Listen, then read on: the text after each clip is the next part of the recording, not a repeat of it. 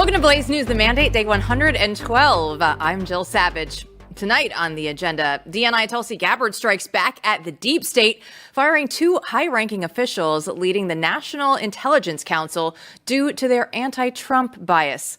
According to Fox News exclusive, Tulsi fired the acting chairman and the deputy of the council, who she claims were trying to undermine the Trump agenda. President Trump kicks off his Middle East tour with a royal welcome in Saudi Arabia. Trump signed a series of agreements alongside Crown Prince Mohammed bin Salman, amounting to $600 billion in Saudi investments in America. As you know, we have the biggest business leaders in the world here today. They're going to walk away with a lot of checks for a lot of things that you're going to provide. And in the United States, it's probably 2 million jobs that we're talking about this visit.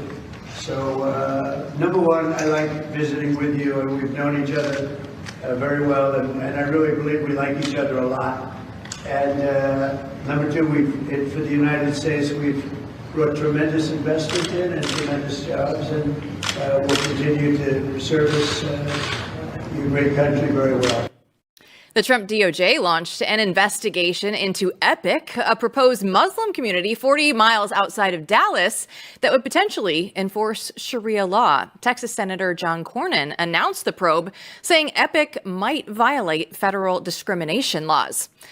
The so-called tariff war hasn't wrecked the economy, the economic havoc that was predicted by the mainstream media. Year-over-year inflation actually came in lower than expected. Here's a breakdown of those numbers on Fox News. We're coming in a little bit lighter than expected. So we came in at 0.2% month over month. The street was looking for 0.3. So that's actually better than what the street thought was going to happen here.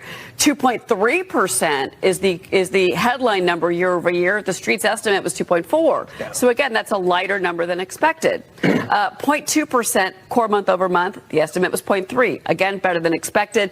Core year over year came in at 2.8%. That was actually in line.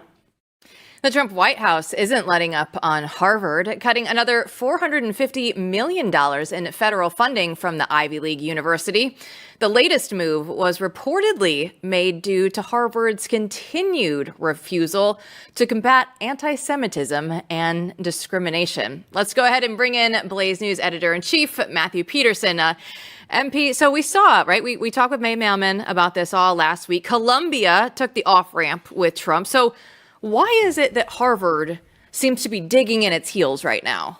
Well, I think Harvard thinks it stands for, the woke agenda, basically. And they take pride in what they believe in and what they've done to the institution over the course of the last decade. So I think we're going to see more of this from some of the universities that will stand strong. And of course, Harvard's in the best position to stand strong because they have all that money in the bank, even though it's a little bit more complicated than that. Their investments are not as solid as the money isn't as solid as you think. It's not just sitting in a bank account. But Harvard is in position to do this, and so they want to take their stand against the president and really against, I think, the majority of Americans. We know there's a huge fight going on against the deep state in the Trump administration, and it's going to take some time to figure this all out. But this is a good move today where Tulsi's firing some deep state operatives, moving the National Intelligence Council under ODNI. It seems like of all of the Trump appointees, Tulsi Gabbard seems to be one of them that is on a straight and narrow, that is getting stuff done that we read the headlines here every day.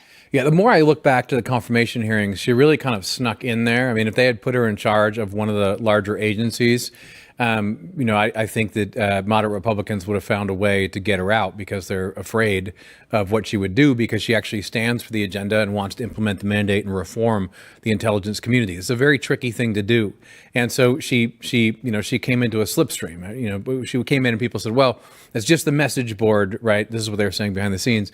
So it's okay because it's just all the information flows through her agency. So she's not really going to reform anything. So it's okay. We'll let Trump have this one. But I think they made a mistake because Tulsi is very serious about what she's doing.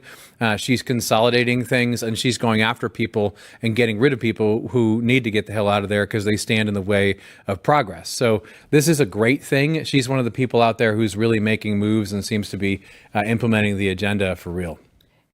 credit where credit is due, right? Certain Republicans that are in the administration are doing good things, but it is interesting to me because we see Tulsi Gabbard making moves. We see RFK Jr. making moves, former Democrats that are now in the Trump administration that believe that America needs to change course and are the ones that are kind of leading the charge right now.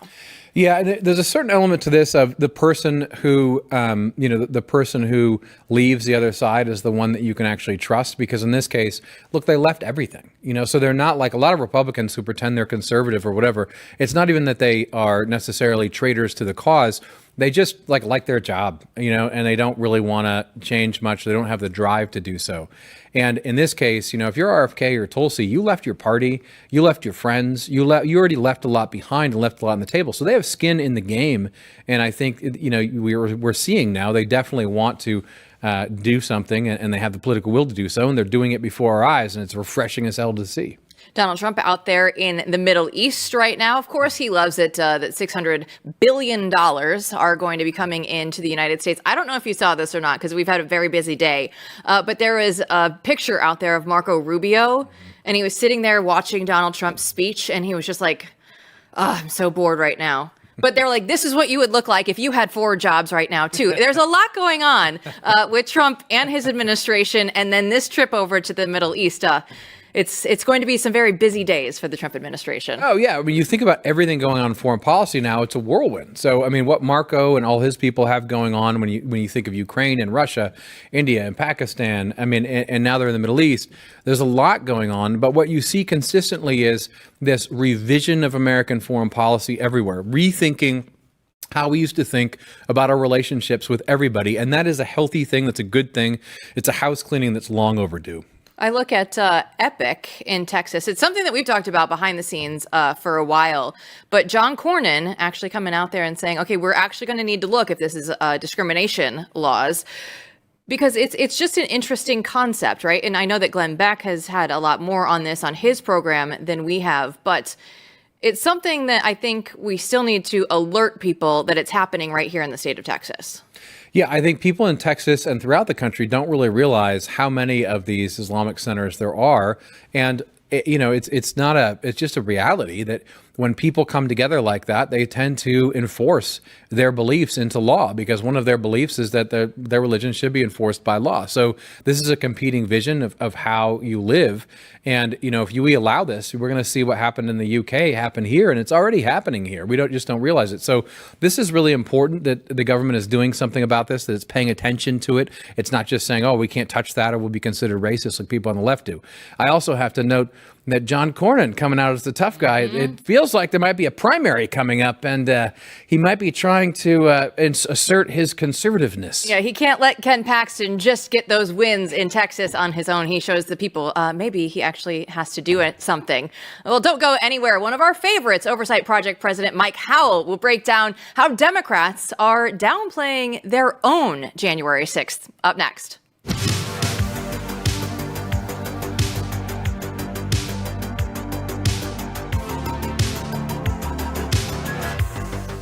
We were just talking about Donald Trump in the Middle East. This July, there's actually a global summit of the BRICS nations in Rio de Janeiro. This is the bloc of emerging superpowers. It includes Russia and China, India, Iran. And they're going to be meeting with the goal of displacing the U.S. dollar as the global reserve currency. And they're calling it the Rio Reset. As BRICS nations push forward with their plans, global demand for U.S. dollars will decrease, bringing down the value of your dollars in your savings account. Now, this transition is not going to happen overnight, but the Rio Reset in July marks a pivotal moment when the BRICS objectives move from decisively theoretical possibly towards inevitable reality. So if you want to learn to diversify your savings and see if gold is right for you, Birch Gold Group can help you. They can help you move your hard-earned savings into a tax-sheltered IRA in precious metals. So you can go through and claim your free info kit on gold by texting my name, Jill, to 989898. They have an A+ rating with the Better Business Bureau and tens of thousands of happy customers. Let Birch Gold arm you with a free, no-obligation info kit on owning gold before July and the Rio Reset. Text Jill to 989898 today.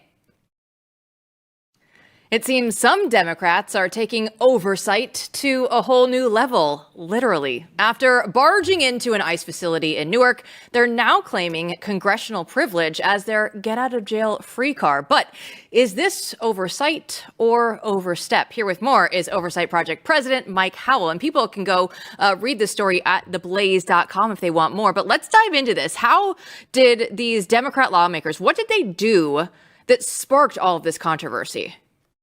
Yeah, to put it simply, they bum rushed an ICE facility. They were at a protest there, then they didn't listen to directions from law enforcement, ended up getting combative with them. In some instances, there's videotape of them actually assaulting some of the ICE officers there. And DHS has said there's more body camera footage coming out with more crimes on it. So it was a protest that got out of control. They broke the law, it appears. And now, as their last ditch offense, they're saying they're above the law. What are the potential legal consequences of their actions? So twofold. U.S. Attorney in the District of New Jersey is Alina Habba, and she's already indicated they're looking into this. So federal crimes there that would relate to trespassing, assault on a federal officer, things of that nature. So serious federal crimes, very close equivalent to what people in January 6th were charged with if it's applied equally. A second thing that we spoke about is internal to the House discipline. I think this is an excellent case for expulsion. Recall in recent history, George Santos was expelled before he was even convicted of a crime. Here, I think there's enough evidence that a conviction, if charged, is more likely than not. So I would proceed with the expulsion route. Short of that, and frankly, we got to adjust our expectations because expulsion takes 2/3. They should be removed from their committee assignments. These people clearly can't be trusted with sensitive information that relates to the Department of Homeland Security. So I would like to see them removed. And that's what we recommended to Chairman Mark Green today. Well, Mike, I want to move on because we have a story that is, you've already talked about two different aspects of this story. The Oversight Project broke the Biden autopen story, and we've been talking to you about Ed Martin. So here's an update from Ed Martin on the latest from the DOJ. We've never seen pardons of the scope, and it looks at least like something that you could be corrupt. When Bill Clinton pardoned Mark Rich, and turns out that Mark Rich had paid a boatload of money to one of Clinton's friends, lawyers, that's not corrupt. It's not criminal because the plenary power of the pardon. But in the case of Joe Biden and his pardons, they were so specific, back 14 years, covering everything you've ever done. And when I say specific, they were broad, but they had time stuff on them. It was and that least leads to questions because the plenary power is true, but the question is what was going on here? And I did get responses from some of them, and those things are ongoing. Mike, this is your story. What happens next here? Well, I think Ed Martin, now the Department of Justice, has indicated that department will throw its weight behind it. That's where this always needed to go. To test the pardons, you need to charge the people for the crimes in which they're guilty of. And Ed Martin has clearly expanded kind of the scope. It's not just that they were signed by the autopen mechanism and perhaps without Joe Biden's one, awareness, or two, his capacity to even, give his consent to it, if it is even legal to use an autopen device, which is not. But Martin's calling it a new category of things that we've also spoken about, whether there was corrupt intent or a conspiracy in the awarding of the pardons. And then second to that, whether it exceeds the scope of the pardon power, which is plenary itself. In other words, are these not pardons at all? Were they corruptly designed? And then were they also fraudulent in the implementation via the autopen? There's a lot wrong with these pardons, and I'm glad the DOJ is on it. Yeah, this is a great example of the new world in which we live. I mean, the fact that Ed Martin is there going after this kind of stuff aggressively within the DOJ, I think warms the heart of many in our audience who are looking for something, anything, right? I mean, one of the most common refrains, we should be honest, that you see in the audience is, when is anyone going to face justice? When is anyone going to go to jail? When is anyone going to face the consequences of their crimes? I'm confident that he's going to plow forward on this, but what are the next steps? So the very next step would be to charge one of these people. You could start with an FBI investigation. One thing that's helpful here is a lot of evidence that relates to their crimes is already out there. There's not much that is needed in terms of an investigation. Take, Adam Schiff, for example, on the January 6th. It's likely a violation of civil rights type criminal charge. Same thing goes for Fauci and others. And so depending on the jurisdiction, which will largely be in Washington, D.C., it looks like Judge Janine, the new D.C. U.S. attorney, would be the one most likely to bring the charges. And then in the course of that prosecution, of course, these defendants will come up and say, no, I have a perfectly good pardon. And that is the means by which the pardons will be tested. And in doing so, we might finally understand who was actually running the White House. Because to say their pardon was good, they're going to have to provide evidence of, who signed off on it, who was involved. And we finally can begin to answer the question everyone wants to know: who was running the White House the last 4 years? Yeah, well, we were all had Martin Mania here on this show. When you came on, we were ready for it, except it was the GOP's own that stood in the way, right? It's Senator Thom Tillis. He was out there. He was putting up a fight. So how long is MAGA going to put up with Tillis and others like him? Yeah, hopefully not long at all. I don't think MAGA is putting up with them. If you read the comments on any of his tweets since he's tried to go on basically a pro-MAGA apology tour, he's absolutely getting ripped apart. And I have on good authority that he was absolutely apoplectic over the appointment of Judge Janine and, chose to celebrate her anyways to try to make the pain go away. But it's not.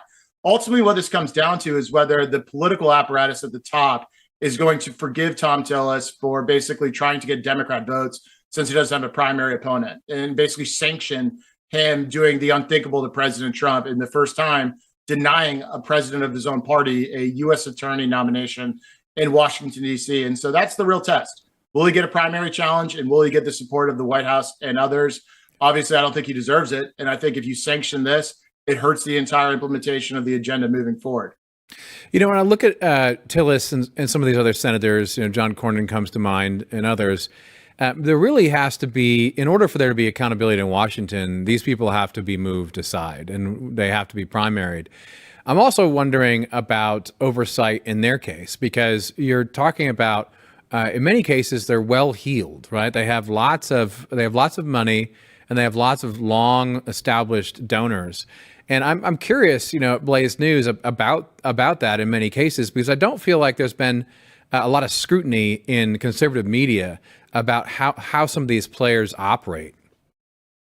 That's absolutely right. The power of the incumbents, which are harder to knock off politically, isn't just because voters are more familiar with them. It's because they're able to use their official positions to basically protect themselves. And I think that is a fundamental hack that's underway of our constitutional republic.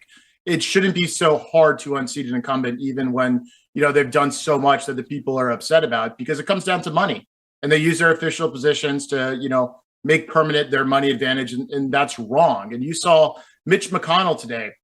He's out there talking about we must obey Reagan's golden rule, never talk ill about another Republican. And I think that's one of the worst orthodoxies that's out there, that we can't criticize these incumbents who should only be there temporarily. I think we need to up the pressure on the incumbents. And the fact that Mitch McConnell is going back to the Reagan era to say it's somehow some unprincipled act to, say what's really happening out loud. We need to do away with that orthodoxy.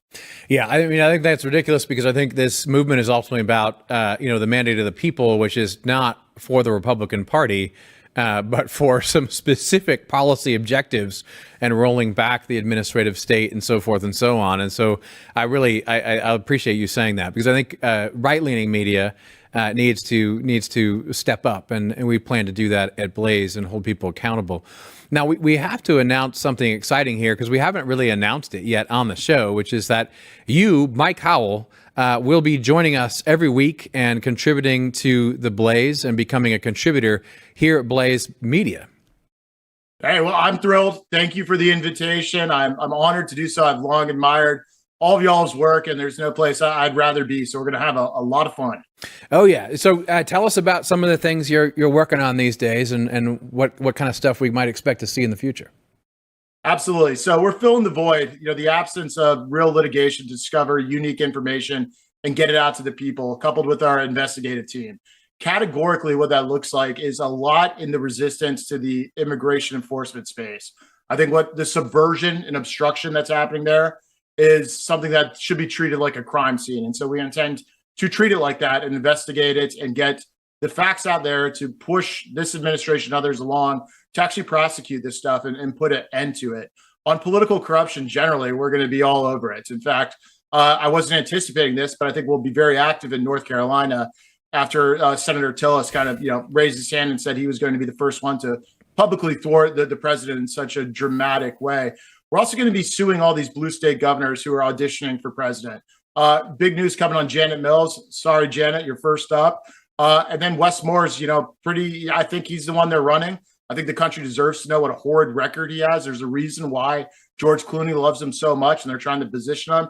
And we're not going to let them rebrand these guys as somehow, moderate, normal Americans when they've done so many terrible things. And so that's kind of going to be the thrust and the energy, along with helping out our good friends in the administration like Ed Martin on things like the autopen investigation and actually de-weaponizing these agencies. There's a really short window to get it done, and we got to be loud, we got to be fast, and excited to join you every week and write and help get the message out, because it's going to take all of us. I absolutely love all of that you're saying. I could sit here for the next hour and deep dive on all those things with you, but that's the beauty of this. We're actually going to get to do that with you once a week. Mike Howell, thanks so much for your time. Thank you all. It'll get fun during football season. Basketball, not his sport right now. Football, maybe he'll have a better chance. But MP, what a great move bringing Mike Howell here on the team. I love your constant antagonism, sports team wise. Jill coming from sports, always doing that. It's a privilege for us to have Mike coming over and contributing here at Blaze, and it's a testament to the important work that he's doing. And increasingly, we want to bring more investigative work to you that's original and that's hard hitting. And it's really important that we highlight efforts like the Oversight Project. So this is going to be the beginning of a beautiful relationship and a lot of good information for all of you. I love that he went out and back all the way to the Reagan era where, you can't help it. You have to be nice to your fellow Republicans. No, at some point, we have a country to save, everybody. We need to get in line and make sure that we do the best with the time that we have. But don't go anywhere, because Chris Bedford will expose the bizarre double standards against South African refugees. Coming up.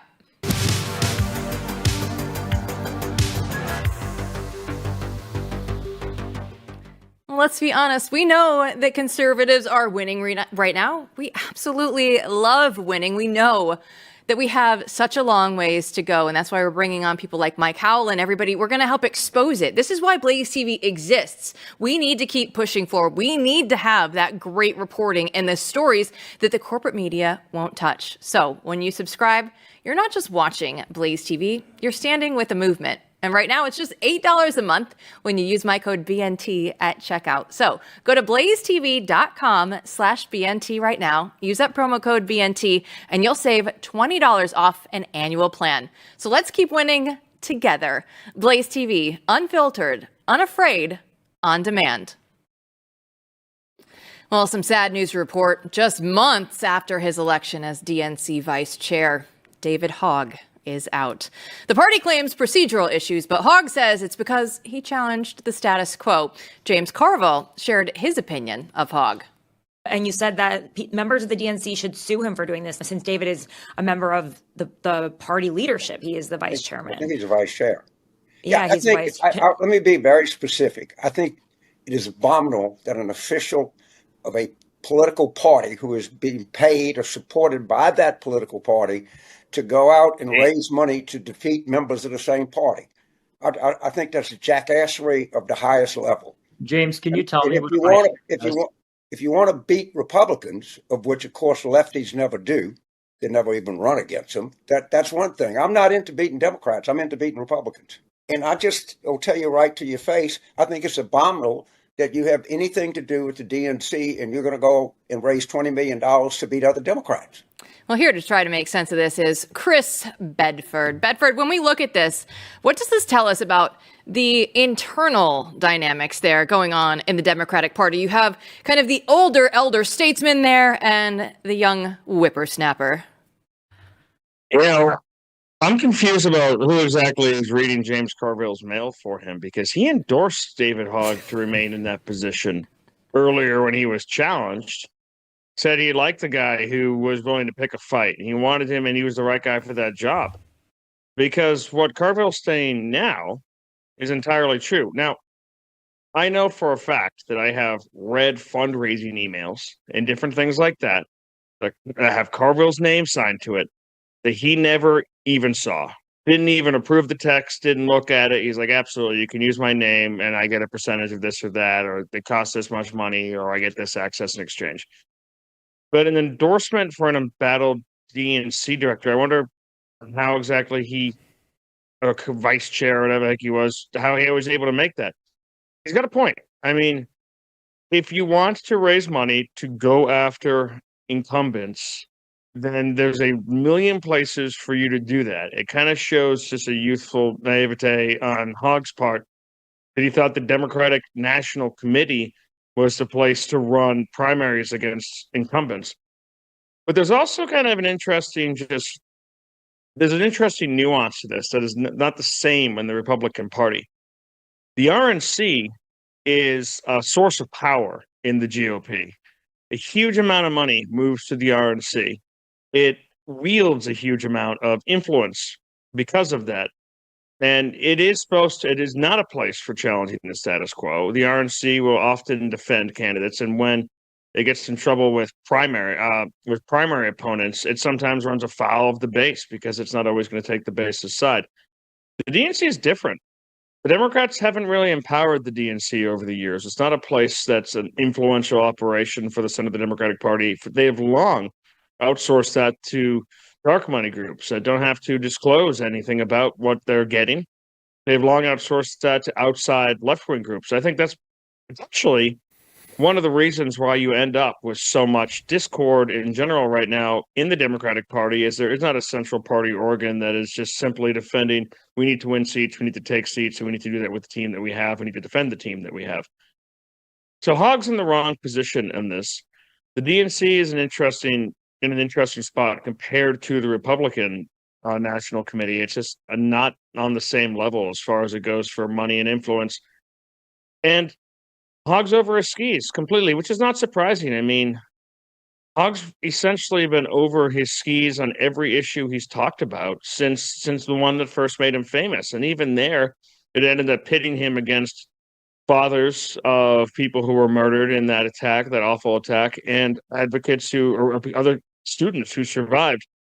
He's kind of gone his own way. He's made his own enemies.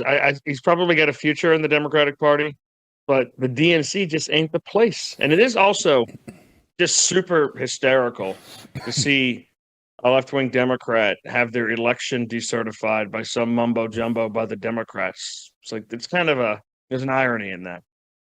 Well, Chris, just as the Trump administration has made moves to encourage immigrants illegally here in America to self-deport, he's also found a way to get all these NGOs to stop taking government money and bring in illegal immigrants. And it appears that the magic answer is very simple. Import white people. And they'll stop. As I noted last night, the Episcopal Church is refusing $50 million from the federal government because they were offended at the idea of helping white refugees from South Africa. And we have some interesting banter, going on now in the press about this. They've changed refugee coverage. So we have this clip on MSNBC where we hear that South African farmers are, wait for it, white supremacists. Watch this. So deeply and morally wrong-headed and repulsive. These are the descendants of the people who created the most diabolical system of white supremacy in human history, apartheid. They're not directly responsible for it, but it was a system that actually moved black people off of the arable land. So they inherited the land that the black people had to give up. It was called forced removal. So, Chris, let's start off with this. They said these farmers don't face any threat from their government. Is that true? So I think we should start off by going way back, because the story of South Africa is one that white liberals in the West don't understand at all. The story of the Boers is one that the white people from the West really never understood. The English didn't even understand it when they came there in the 18th and 19th centuries. When the Boers got to South Africa, and colonized it, and did so viciously. I mean, they were hard on the native indigenous population. You can go to hunting lodges in South Africa that still have antique hunting licenses, where you're allowed to hunt one tribesman that year if you got the license. So, I mean, they were tough and brutal. But the Zulus were tough and brutal as well. And the Zulus got there, a tribe from Central Africa, around the same time that the Boers got there. They were both conquerors. The indigenous black people of Southern Africa are gone. They've been gone for centuries. They were wiped out either by the Boers or by the English later, or mainly by the Zulus, who enslaved and massacred and committed a genocide of their own. So these people from outside of the system look at this whole thing and they see black people on one side and white people on the other side, and they say, well, the white people don't belong there. These are equal parties in this historically. These are two outside factions who fought over this land centuries ago, which is kind of something that happens in global history. So to assign some kind of blame here or say that one side is indigenous when both sides are historically conquerors is kind of psychotic here. Of course, there were systems of governance that since transpired. I mean, they had apartheid. South Africa practiced that system, and north of there, a much later system in Rhodesia, they practiced a form of that until the 70s. There are things you can go back and criticize. I think most people need to do a lot more research than they're willing to do to understand the actual nuances of what was going on and what happened since. And also, there's this shroud that everyone puts of Nelson Mandela over South Africa. Nelson Mandela was by far the most moderating force in South African politics, essentially. He pulled the ANC, which ruled by majority uniparty rule for decades, back from the brink. His wife was the kind of person who put tires around people's necks and lit the tires on fire and execute them. By the way, largely black people, not white people, but anyone who stood in the way. So she was a terrorist.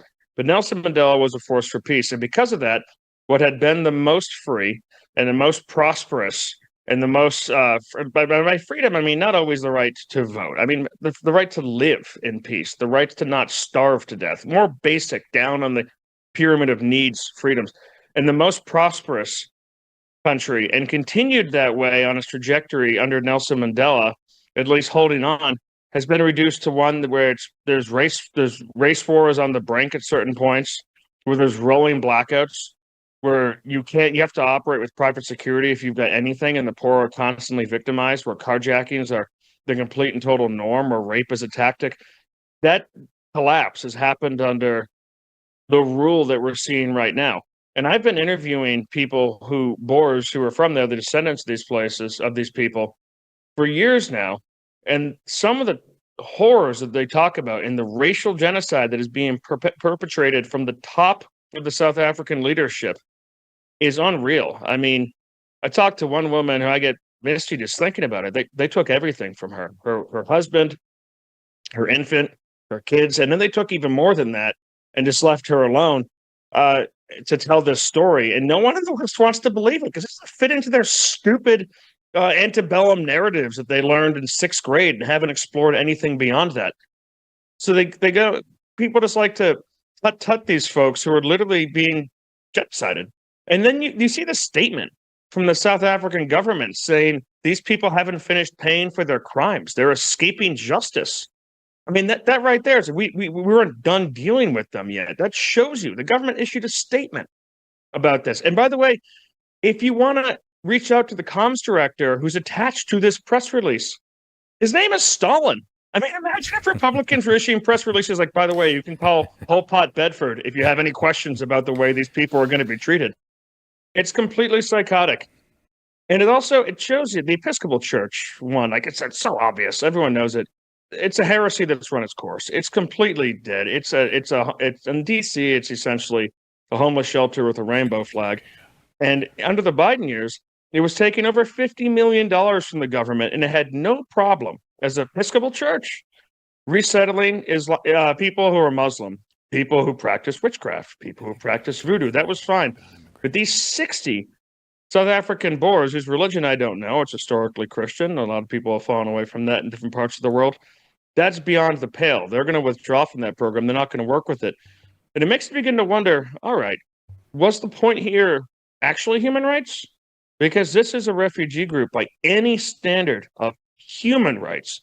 Maybe it's not a refugee group by the standard of black grievance. Maybe it's not a refugee group by the standards of modern left-wing thinking. But if you're concerned about human life, the protection from rape and murder and being robbed and kicked off your land, then you would be concerned about these current people who are not at fault for any of the past crimes of their ancestors at all.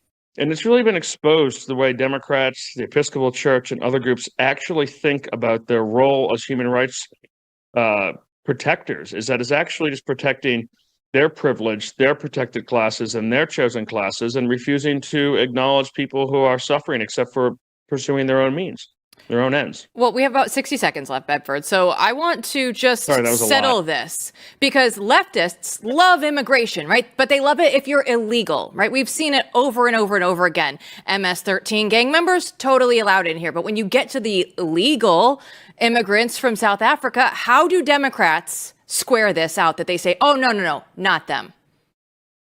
It does say at the bottom of the Statue of the Liberty, give us your poor huddled masses so long as they eat cats and dogs.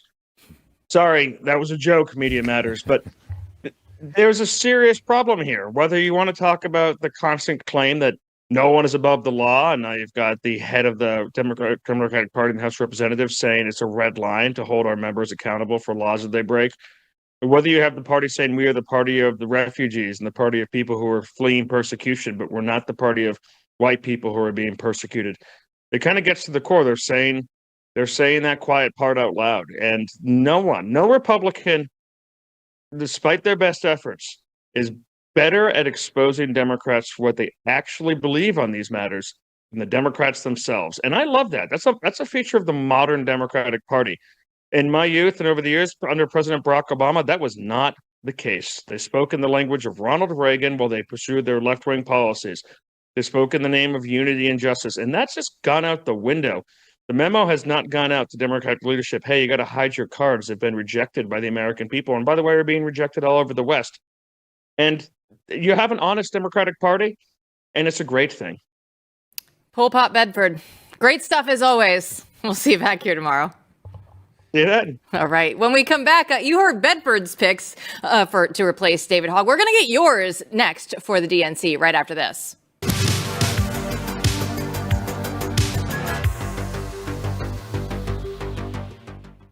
Reiterating the points of mass shooters in your manifesto. The shooter in my high school, anti-Semitic, anti-black, and racist. The shooter in El Paso described it as an invasion. Guess what? Those guns are coming from the United States of America. They aren't coming from Mexico.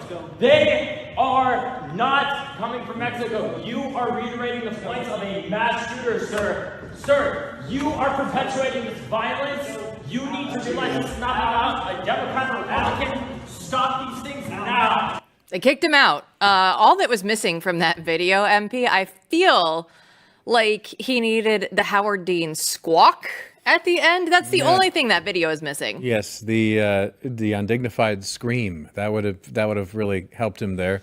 I mean, I think the only thing missing was a theater for the theater kid, but you know, it's pretty sad stuff. And he really doesn't ever change. I mean, the sooner I can stop talking about David Hogg, the better, but I guess we can have some fun with it today. Well, yeah, it is. It's with a heavy heart that we have to bring this news to you today that David Hogg, he's out as the DNC vice chair. So I asked you on X, who could have seen this coming? Who should the Dems prop up next to run their party? We got some good ones today. Let's start with Tony Jr. He says, I've got 3 choices for you. LaToya the Destroyer Cantrell, the current lame duck, scandalous mayor of New Orleans. Number 2, Karen Bass, the burning and failing mayor of Los Angeles. And 3, Letitia James, New York State Lawfare Attorney General. There are some good ones. LaToya the Destroyer needs to stick around for a while. Yeah, I mean, I'm already sick of Karen Bass and I'm not even going to Letitia James. I mean, I hope she goes and gets her just reward in the legal system. But the Destroyer sounds interesting. Like Louisiana politics is always interesting. That sounds like a good time. There's always good food there too. So, you might actually upgrade a little bit there. Let's move on to Michael. He says, I think the Democrats should just cut to the chase and replace Hogg with Satan. He's the perfect fit. I feel like a lot of people in our audience are going to be nodding along with that one. It reminds me of the old Saturday Night Live. Satan. I mean, okay. We see where you're going with that one. All right. And Secret Fire will round out the replies today because I absolutely love this one. If you watch the Steve Deace Show, you already know. Secret Fire says Lindsey Graham, the clear choice based on the vast support from the Steve Deace Show. The Deace Group, we always have Lindsey Graham in the scale of 1 to 10. It's a great time over there on the Steve Deace Show. Yeah, I love making fun of Lindsey Graham. I'm going to be on it finally this Friday, so it should be fun. I can't wait to watch that. You're going to have to do a lot. I don't know what kind of Lindsey Graham joke Steve will have for you, but I promise you he's probably not going to put your name in the joke like he does mine because it's less appropriate for you to be in the Lindsey Graham jokes. As you remember, when we saw him in Washington, D.C. I remember. You can remember why. Mm-hmm. Yeah, I don't know. I mean, how far can I go with those jokes? I feel like it's just a big trap to get me in trouble because I can think of a lot of them. You know what? Have fun. It's all here on Blaze TV. It's all within the family. They all understand what's going on. But when it goes back to David Hogg, and you saw just the ranting and raving, and it's almost a performance art from David Hogg. And over time, you can definitely see his true character coming out. And the Democratic Party was like, even we can't put up with this anymore. But there is a good side, I would say, to actually figuring out who people are when their true characters is revealed. Yeah, for a long time, the line was nothing ever happens, right? And it meant things stay the same. The status quo stays the same. People say everything will change because of some disaster or, some terrible thing. But in reality, nothing ever happens. And now we've entered the era of everything happening all the time, when things are actually happening. And when things actually happen and stuff actually changes, what happens is character is revealed. And you don't have time for people who can't lead or don't know what they're doing anymore. And you have to discard them and move aside. So the time that we're in is revealing a lot of hidden truths and true motivations, right? Which goes to character. And we see that in today's headlines. You see that with immigration, when all of a sudden you say, hey, what if we take a handful of these white immigrants, and all of a sudden a bunch of people get up in arms and say, no, we can't do that. They're racist. Why? They don't really make that clear. They're clearly refugees. But all of a sudden you see the real reasoning behind the importation of all these millions of people from throughout the world, and their character, their true motivation is revealed. When things are actually happening and you're actually putting people into place in these confirmation hearings that President Trump initiated when he took office, what happens? You find out that a lot of conservative Republicans, quote unquote, or Republicans in general in the Senate don't actually want people who are going to change things. And you see Tom Tillis going, oh no, I absolutely refuse. I'll defy the president of the United States because I don't want Ed Martin, someone who would actually do things in the office of the attorney and prosecutor in D.C. I don't want that. And all of a sudden he comes out and says it. He reveals to you what he's usually hiding, which is that, he doesn't really support the MAGA agenda. He's sort of pretending. And in many cases, it's not even that these people are traitors or they're very ideological. A lot of them, especially in the Senate, are just trying to hold on to their job. They're used to things going one way. They're used to nothing ever happens. They keep their job. They keep their bennies. They move forward by just plodding along. And when something comes up to upset that, something comes along to upset that apple cart, guess what happens, right? You all of a sudden notice they get very nervous and they start to defend their positions, and all of a sudden they're exposed. You see them for what they are. That happened it started to happen in the first Trump administration. Trump is like the great revealer of everything around him. He just somehow has this power. I don't know how or why, but it's always been there with him. And you see now this is happening in a much deeper way, a much more significant way, where millions of Americans, sitting in the audience are all of a sudden realizing just how corrupt some of these people are and who really stands with them and who doesn't. And that is a glorious thing about this era where everything happens all the time. You can't even keep up with the news because why? There are people who actually want to change things in office and in the private sector as well, and they're moving forward. And as they move forward, the people who want to cling to the past, the people who want to cling to their safety blankets, make themselves clear. I want to go back to Thom Tillis because we have done a deep dive here on the show about him before, and it was about the Pete Hegseth nomination, how he's like, oh, I went and talked to, I believe it was his sister-in-law, and tried to derail that. Now we're fast forward to the Ed Martin stuff. What we see on today's show with Mike Howell, how effective Ed Martin is in just his very limited time frame that he has as the prosecutor in DC. We're going to get, hopefully, at least some more answers on the Biden autopen scandal for all of these pardons. Well, Thom Tillis is like, I don't want anybody to actually be this effective at their job. I can't have that. So at some point, the American people on the right, have to stand up and say, we don't want any more of the Thom Tillises in the world, and actually mount a real challenge to Thom Tillis, anybody else that's going to be standing in the way. No, exactly right. And look, it's fine if Tillis and others have their views. Like, I almost respect McConnell more because McConnell will just come out and say, no, I disagree with the president. I disagree with this. This is the way it should be.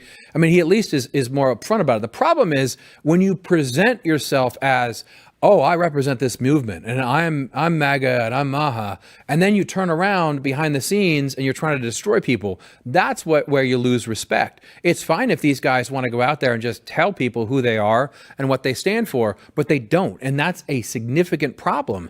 And this happens all the time in Washington. Is the classic game. And it happens all the time in life. And a lot of times, like I say, I'll say it again and again. It's not even that they're not on your side. It's that they just don't really care. They're not there for the right reasons. They're just kind of plodding along, doing their thing. And those are the kinds of people, once you recognize them in the time that we live now, at the limited time frame that we have in order to change things around, that you just got to get rid of. We can't have patience for this anymore. But as Howell alluded to, Thom Tillis is one of these guys that's going to take to X and say, oh, I'm so MAGA.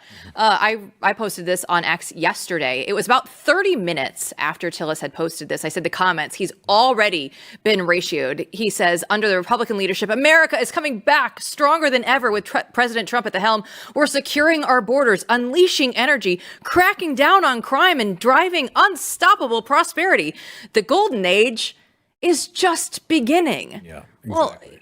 Well, okay, we see right through you. You can't go through and expect people to believe that you're actually on board when you're the one person that has been trying to hold up more than anybody else that's been trying to hold up, along with the Mitch McConnells and, of course, the others. But exactly. You can see right through you. You're against Hegseth. Say why you're against them. Don't pretend you're for him and then try to knife him in the back. Or try to knife him in the back and then come out supporting him. But this is the good thing about where we're at now. This stuff is all coming out, and it's becoming clearer and clearer who's on your side and who's not. Uniparty, RINOs, we are paying attention here on The Mandate. Thanks for watching, everybody, tonight. We'll see you back here tomorrow. Have a good one, everyone. What's David?